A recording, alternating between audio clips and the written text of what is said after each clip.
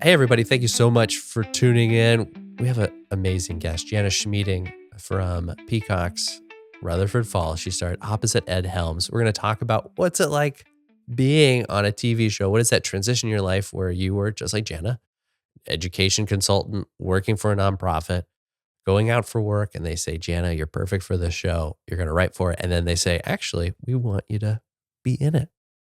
We'll talk about the financial dynamics of that, how her co-stars helped her go with that. I'll say, she was working with me at the time. I was coaching her. And then transitioning to say, what do I do with all this money? I buy a house for my parents. Isn't that exciting? We'll talk about the details and her new details with her relationship, what she is going to be doing to figure out money between the two of them, because money is spicy when you're on your own, but you add two different spices to a pot. You got two feelings, two spices, one pot. We're going to talk about all of that here today. Subscribe on Hulu, Netflix, Amazon, Apple, Spotify, wherever you get your podcasts. And if you really enjoy it, hit the thumbs up, hit subscribe, like, hit a 5-star review if you want. And thank you for being here. Now let's take it over and talk to Jana.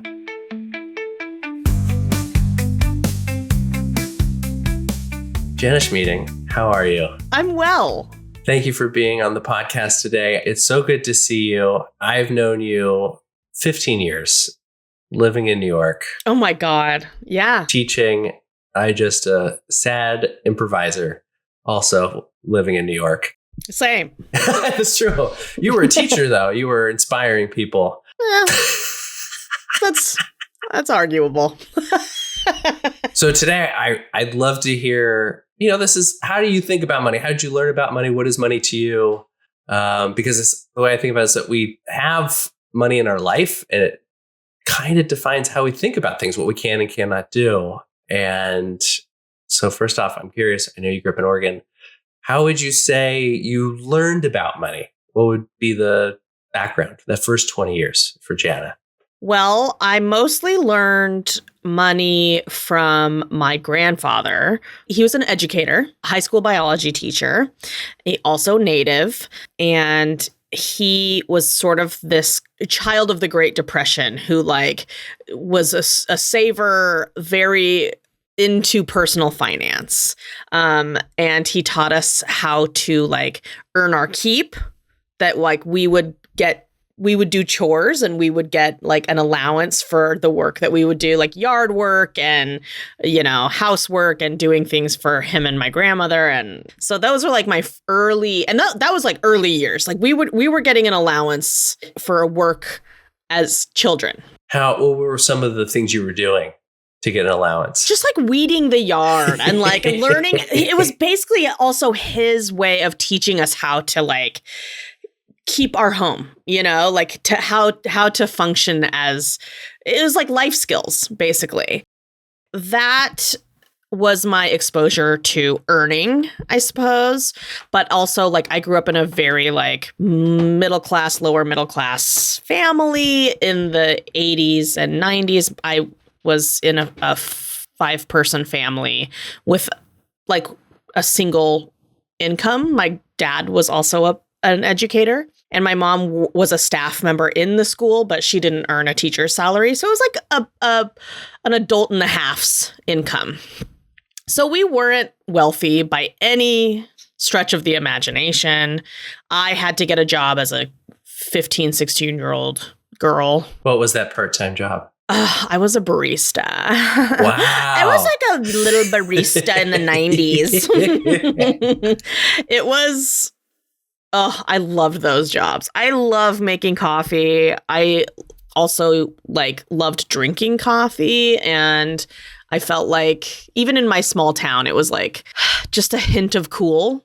It doesn't pay great, but I was this is enough to buy myself a prom dress if I need one or whatever. Pay for my gas. Yeah. Yeah. And then I was just a person who I've worked my entire life. I just have always worked very hard, and I've kind of always had a job where you don't get paid for the amount of work that you do because after college, I moved to New York City and realized immediately that I didn't want to be a poor artist. I didn't want to financially struggle. And I couldn't, I was working as like in like food service, like at this place called Harlem Tea Room for a while, and just like kind of like, serving jobs and hostessing, and I wasn't able to support my comedy endeavors. I wasn't able to like have health insurance, and I just didn't want to live like that. So I applied to be a New York City teaching fellow and became a teacher. Yeah. And, that supplied me with it wasn't a great income at first, but it was a steady income. At least I knew like when my money was going to hit my bank account. And eventually I was able to like finance improv and sketch classes. Now that's interesting because I think people think of spending money in comedy as maybe going to $5 shows and things like that. What does spending money in comedy mean for someone who's learning to do comedy? I mean, as a student, I was spending money on coaches. I was spending money on, directors. I was spending money on costumes, wigs, a lot of wig money. Spending money on traveling. Performing is an expensive endeavor. You're buying all of your own props. You're buying all of your own costumes. If you're going to like improv festivals with your team, you're eating the cost of that. Yeah. I eventually transitioned into being a coach and being a director of sketch and improv. So then I was the equation flipped a little bit. And that was like extra income that I was making. But for 10 years of my life, I look back on this time and I'm like, God, it was so simple.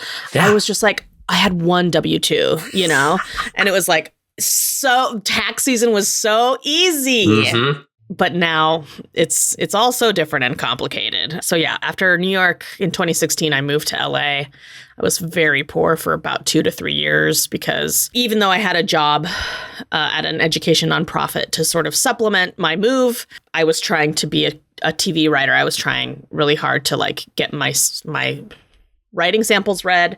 And I was spending any money that I had saved, like submitting my writing to festivals and to fellowships and stuff like that. And I think that's when I started seeing you for financial advice, because I was like, help me be poor. Help me navigate this poverty. And it worked. Oh my God. The amount of saving that I did from 2016 to 2020, like there was a good like 3 or 4 years there where I was like borrowing money from my parents. I was selling beadwork for not expensive prices to get by, because moving to LA in many ways was like financially starting over. Yeah, absolutely. You were in LA. 2016 is when you moved, right? Mm-hmm. When did you hear about NBC? I met Sierra doing my podcast, and she asked if I had any writing samples. Sierra Teller-Ornelas is the showrunner of Rutherford Falls, and she asked if I had any writing samples. I was like, yes, I do.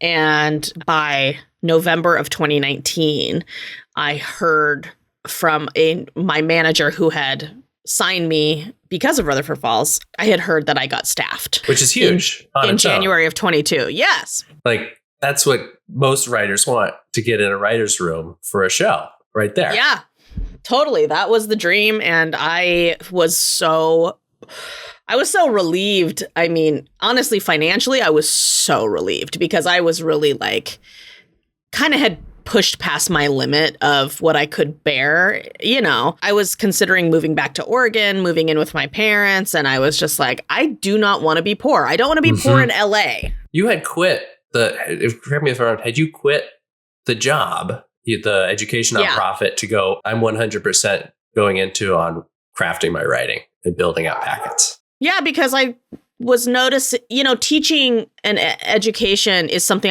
I was very good at. I had been doing it for over a decade at that point when I got the job with my nonprofit. And it's something that you can't really phone in. And I wouldn't want to phone it in. Yeah. But I really was by the end. And just once my heart wasn't in it, I was like, this is it's too distracting from this other endeavor that like I need to put all of my energy and focus into being a good writer. And even the small amount of like mental energy that it's requiring to like sustain this job at the level that I would normally want to keep any kind of education job, it was just too much. I think this is something a lot of people don't know about writers and what that is, because people think you're a writer, you're set, you're made, you're going to be on a show, it's going to last for years, or even if it doesn't, there's another show after that. But you're paid by the week, and your contract is for X amount of weeks, likely, as long for the writer's room is staffed for this many weeks. We're going to pay. It's like minimum 20 weeks, I think, or minimum 20 weeks. So, do you remember how much your weekly rate was? I want to say like 4,000 or 4,500, which was how much I made in a month as a teacher. But as a teacher, you didn't have. Now, this time, did you have an agent? I had a manager. You had a manager who's getting 10% of that. Right.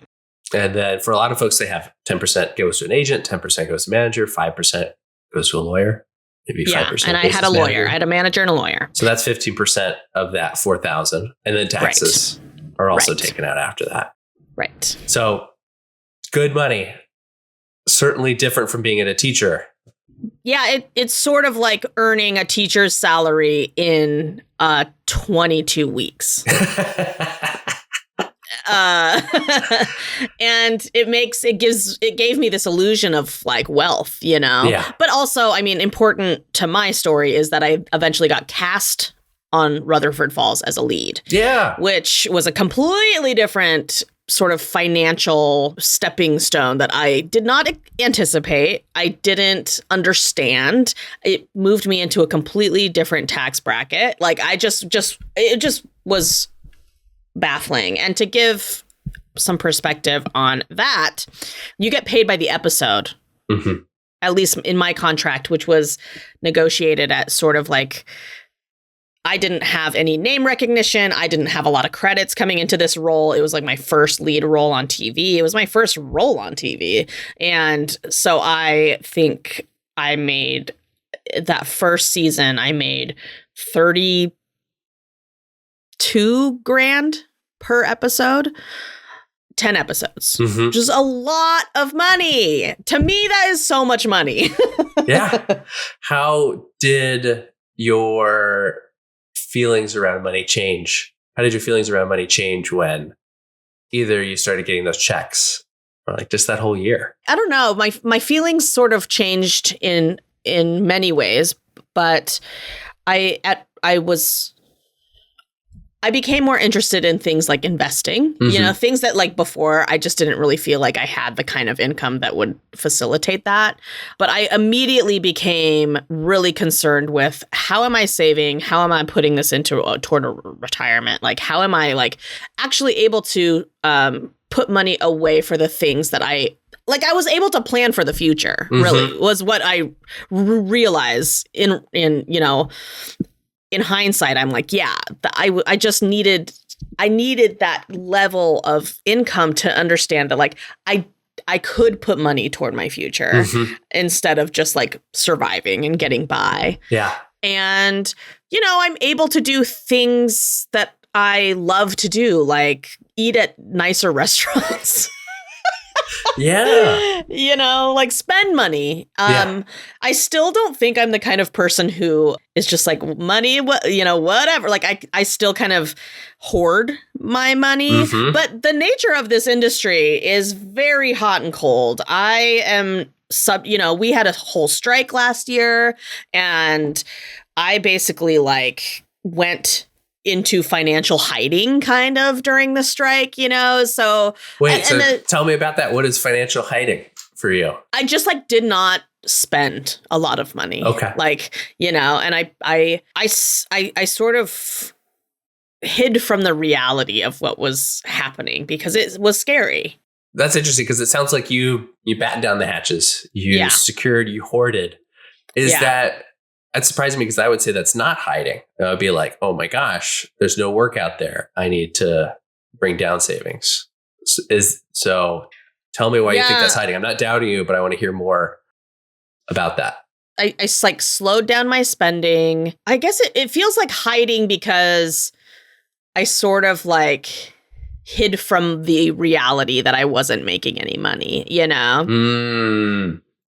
You mentioned how people are recovering from the strike. And that's also interesting because the strike ended October, I think. And in September, October, November, actors and writers ended. But people thought, okay, it starts up. But then people don't realize November, December, LA shuts down. Yeah. Entirely. And also productions take time. Yeah. Right. And things aren't all saying yes at the same time. Other people are busy. There are very few productions that are in production yet. I think that and also I think that it's going to be a weird pilot season. Like I don't know. I've been writing a lot and I wrote a movie during the strike that I'm trying to sell now. And, you know, like the hustle just like looked very solitary during that time. And coming out of it, I'm like, I mean, Sierra and I just sold a show to CBS. That's right. Multicam. Congratulations. Thank you. And so like that's a chunk of money that I get one time to sell the pilot, you know, and it's a good amount of money for what it is. But that's not like an ongoing salary. Yeah. You know, it's just like, here's a chunk of money and like do with it what you will. And of course it's, you know, 25% goes to my reps, 40% of what remains goes to taxes, you know, so it ends up not being as much as I make. How do you think about, most people have a job, they get paid every 2 weeks. Yeah. How do you take that lump sum and make it last 6 months, 9 months, or what have you? I'm pretty formulaic with my budget. I have like a direct deposit that I make from my business bank account into my personal account every month. Love it. And I stick to that budget. I've actually recently, I don't know if you're going to approve of this, Dylan, but I recently got, I'm just trying to figure out ways to make my accounting easier at the end of the year for taxes. That makes a difference. So, and I'm also trying to get some travel perks. So I am using for most things for personal things, I'm using a credit card, a venture credit card. Okay. And then for my business, I got a business credit card that has like 0 APR for 12 months and pretty good benefits, especially for things that I like to do, which is like eating, you know, any travel stuff. Like it gives you like 5 times the points. And I'm putting everything business on that. So like simplifying it. And then I just every month I just like pay it off completely. Great. Also, let me just note on your thoughts on Dylan approval. There's no approval system. You can do whatever feels most comfortable, because it's like what works for you is the system that works, right? Right. Well, and that's another thing. Like I for a while was sort of functioning on this mentality that my grandfather instilled in me. For a long time, I've been like, don't spend money you don't have. Mm-hmm. Just don't spend money you don't have. Like that, it was his like, again, child of depression. Don't be in debt with anybody, you know, and don't spend money you don't have. And I've always sort of like carried that with me. But I've been talking with other people who have overall deals and who are in my same line of work, who are at similar income levels. And a lot of them have been like, just to keep everything in 2 places, I have 2 credit cards and I just pay them off every month. And I'm like, that seems easier to me because I'm going through my like statements every tax season being like, that's so intense. Yeah, I think that's great. I think you've got a machine that runs and you have, it sounds like a budget also that you're living off of as well. I use, what is it? Monarch. You're using Use Monarch. Great. Tracking how much you're spending in those areas. And now you have a partner. I do. Steve. Yes, I'm dating a professional musician who makes very little money. So how do you two talk about money? We haven't really talked about money that much. It's going to be an interesting trajectory on that front. Yeah, it's going to be something I'm going to consult you about, quite honestly, because I feel like we approach money, we have certain things in common. For example, sort of our poverty mentality about, having money and saving money. But also, I like nice things and I like quality things that will last a long time. Yeah. And I think that, I know for a fact that when you are poor for a long time, you might like that, but it's not a thing that you can have in your life, and so me trying to be like, if he is traveling, or we've had like a couple conversations where it's like, he's like, I'm going to go on this trip, I'm going to do music somewhere. And I'm like, where are you staying? What hotel are you staying at? And he'll be like, I don't know, it's like fucking Garden Inn or whatever, and I'll be like, are you sure you don't want to look into something that there's like little things where I'm like, hey, we're grown ass adults. Like, let's spend like we are adults. Yeah. And not be afraid of it. So what would he reply to that when you said, let's try maybe a Marriott at the least? He push in the beginning of our relationship, he would really push back on that kind of stuff. He'd be like, this is fine. This Residence Inn is actually just fine. It's actually great. Where do you two think you're similar? You said that poverty mentality, but do you two have like goals that you do think about money in the same way? Yeah, well, I think, goals, we have life goals, and that is going to require conversations about money. We understand that like there's a certain quality of life that we want. We both live in rent controlled apartments right now, and our current goal is to move in together and rent a home in Los Angeles starting this year. And I'm undergoing this weird situation where my rent controlled building is trying to buy me out. Oh. Yeah. So I'm like, how do I do that? How do I negotiate a buyout? So I'm like encountering, like watching all these TikToks about like how to negotiate a buyout and stuff. When you think about renting, do you think about how you both will pay for rent? Yes, I do think about that. We haven't talked about it though. So it depends on how much the place is. He's kind of expressed to me like the amount that he pays right now for his place is sort of like what he's comfortable paying. Yeah. And I'm honestly in a financial position to take on more than what I'm paying in rent. So here's a thing about me and money. I don't care. I don't want to care. I don't want to care. Yeah. I don't want it to cause friction. I want it to be something that is useful to myself and my family and my friends and my community. I'm a very communist in terms of like my money. Yeah. So I don't need everything to be equal 50-50. Like I'm looking at it from an equity standpoint as opposed to equality. Yeah, I think that's great. And this is, most couples do not earn the same amount of money. So it is not fair for us to think, okay, going into rent, going to dinners out, going on vacation should be equal. If you want to bring this home to Steve or over your next dinner, say like, hey, this is what I would recommend, is having those percentages of rent and other costs be based on your income. So it's like, what is both of your incomes? Bring that in, and that's what you both contribute.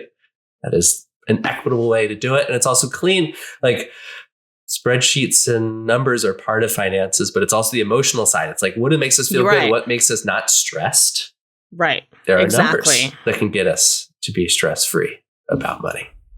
And that's why I need you in my life, Dylan, because I don't know how to do that math. I need somebody who's going to make the spreadsheet for me. I'd love to do that math. I'd love to talk to you and Steve and listen to some Steve music as well. Oh, he's great. Can I mention one more thing that I think about with your finances that you did, is that you bought your folks a home. How did you come to that choice? And tell me what that was like for you and them. The decision was made because my parents have never been homeowners. They were renters my entire upbringing, and they always sort of had these great rental situations because they were part of a small community and like they were educators and they were really respected. And so there was always like, you know, they always just got like great homes with affordable rents because back in the fucking 80s and 90s, you could do that. Like we weren't just like real estate run by Airbnb or like giant hedge funds. I feel like they needed to move out of their current rental situation for various reasons. I wanted to move them to the same city as my brother and his kids and my grandmother, which is Eugene, Oregon. So I decided, because I negotiated with Peacock a bonus after my second season of being on Peacock, because I realized that there was a real wealth or an income disparity between myself and my other castmates. And so I, you know, sort of asked, can I renegotiate my contract before this second season? Didn't happen. And then they gave me a bonus. You negotiated as an off rating. Yeah. Just those landlords don't know what they're in for. God, they really don't. You already took down NBC. Yeah, they don't have a chance. Yeah. And so what I did was I used that, almost that entire amount of money, and paid for the down payment on my parents' home, because they have in their retirement a regular sort of income that their retirement pays them. I don't have the luxury of a regular, like, consistent income, but I do have chunks of money that happen in one amount of time that I don't necessarily need to invest or, you know, whatever. So it just ended up being a perfect marriage of that. It was really like, I'm not even on the mortgage. I let them have a mortgage. They're the homeowners. I just basically gifted them the down payment for the home that we found. That's awesome. Yeah. And now I feel like I have, you know, my parents are in a better place, and they're also near people that I care about and that they care about. And it just like worked out perfectly. Yeah. It's interesting because I've had so many conversations with people who are like 35 to 40. They're getting older, but also their parents are in a place where like, what does support mean for them? And I've helped people have those conversations, kind of tailor it, say like, here's those first opening points to make. Ask these things, understand where your folks are. And you understood where your folks were. And you said like, okay, you resolved it. Like that is, I don't want to say parents are a stressor, but it's like that unknown of like, how are they going to be in 5 years can be really stressful. Well, and I think that, you know, one of the unfortunate parts of the time that we are living in is that the individual is having to take on a lot of those costs, and we are having to sort of like budget for and finance gaps in our systems that are not handling certain things. And we are entering this time when, you know, boomers are getting older. It's a huge part of our population is an aging, you know, our aging population, our elderly population. And like, I'm trying to think strategically about if I'm taking this expense on, and I will, you know, I do not want my parents to suffer or struggle, then actually, like, what does that tangibly look like? Like, what is the material cost, and how can I budget for an in-home caretaker or what have you, you know, like what's the cost of that versus a retirement community or like, you know, whatever. So it's like, I'm trying really hard to start that process now, but yeah, it's no easy mental task, you know? No, but you've taken a big step getting them a home, and it's just those next steps to keep that conversation going and researching that. And determining what's best for them. It's like you're a good advocate.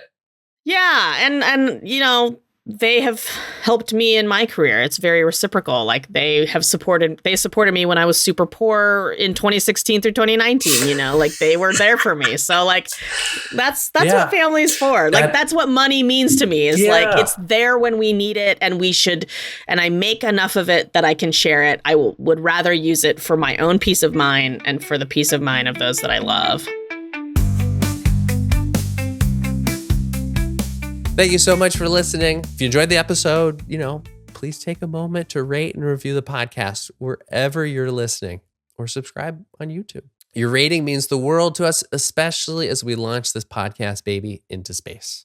If you're interested in changing your money life for the better, if you want to feel good about spending money and save it at the same time, I'm here to help. You can schedule a free coffee conversation with me to discuss your money life. 100% off the air and confidential. We'll see how you can develop a better system for your money. For more information, head to my website, dylanteachesfinance.com. A big thanks to our amazing producers, John DeBryan and Will Hagel, for making this podcast happen. I can't thank them enough. Thanks for listening. I'm Dylan Snowden. I'll see you next time